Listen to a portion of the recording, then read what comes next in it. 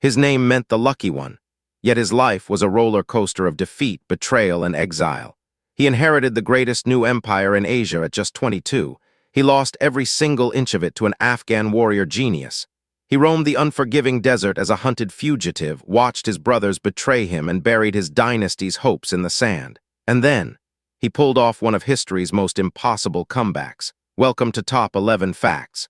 Today, we uncover the thrilling, tragic, and unbelievable saga of Nasir-ud-din Muhammad Humayun, the second Mughal Badshah.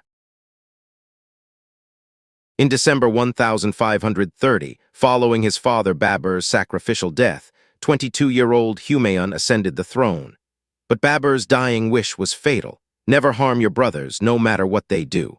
Honoring his word, Humayun divided his vast empire, handing Kabul, Kandahar, and regional commands to his half-brothers Kamran, Askari, and Hindal. It was an act of brotherly love and political suicide. Instead of gratitude, his brothers saw weakness. Court intrigue festered in the royal chambers, and opulence dulled the army's edge. The stage was set for a deadly family civil war, just as a formidable new enemy appeared on the horizon. That enemy was Sher Khan, better known as Sher Shah Suri, a brilliant Afghan strategist who had once served the Mughals themselves. In 1539, at the Battle of Chausa, Sher Shah struck during a torrential monsoon flood. Caught completely off guard, Humayun's army collapsed in a single night. The emperor himself had to plunge his warhorse into the swirling Ganges River, surviving only because an ordinary water-bearer named Nizam pulled him ashore on an inflated water skin.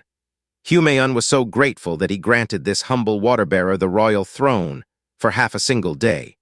But just 1 year later, at the Battle of Kannauj in 1540, Sher Shah dealt the final blow. The Mughal Empire was erased from India, and Humayun became a hunted fugitive. For the next 15 years, Humayun endured unimaginable misery.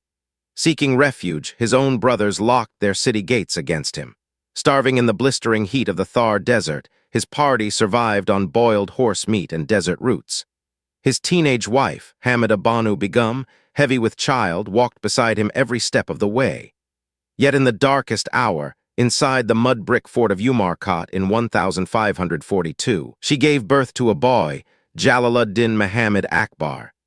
Too poor to reward his loyal men, Humayun broke a single pod of fragrant musk, declaring, "May my son's fame spread across the world like the perfume of this musk." It was a prophecy that would change Indian history forever. Driven out of India, Humayun crossed into the Safavid Empire of Persia, seeking help from Shah Tahmasp I. Welcomed with royal splendor in gilded courts, Humayun struck a dangerous bargain. The Shah granted him 12,000 elite Persian cavalry. In return, Humayun promised border cities and brought home something even greater: legendary Persian miniature painters who would found the entire Mughal school of art.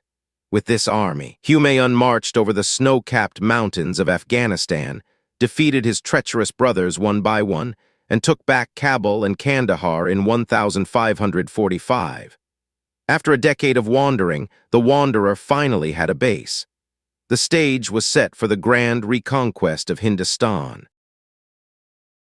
By 1555, the Suri Empire had fractured into civil war after Sher Shah's death.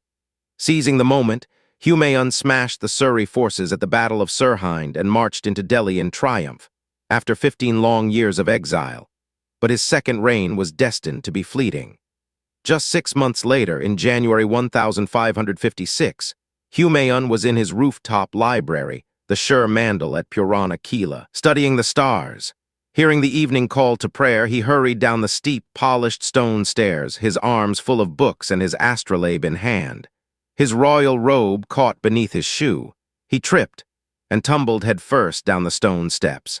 Days later, at just 47 years old, the emperor was dead. As the British historian Stanley Lanepool famously wrote, Humayun tumbled through life, and he tumbled out of it. Yet his greatest achievement was saving his very dynasty from extinction, paving the path for his son, Akbar the Great, the greatest Mughal of them all. In his memory, his grieving widow built Humayun's tomb in Delhi, the breathtaking red and white masterpiece of Persian symmetry that later inspired the Taj Mahal itself. The Lucky One's final monument outshone his wildest conquests.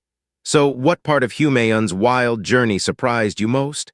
Tell us in the comments below. Don't forget to like, share, and subscribe to Top 11 Facts for more incredible historical deep dives. Thanks for watching and see you next time.